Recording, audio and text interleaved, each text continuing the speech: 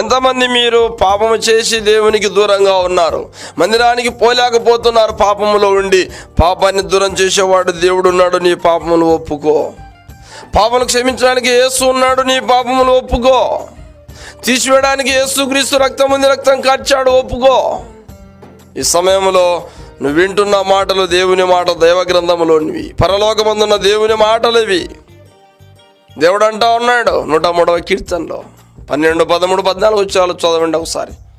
అక్కడ నీ పాపములు, నీ అతిక్రమములు దేవుడు తూర్పు నుండి పడమరికి ఎంత దూరం ఉందో అంత దూరంగా దూరపరిచి ఉన్నాడు.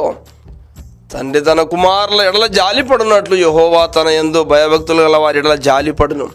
జాలి చూపడానికి దేవుడు ఉన్నాడు. నువ్వు తప్పు చేస్తే ఎవరు జాలి చూపకపోవచ్చు.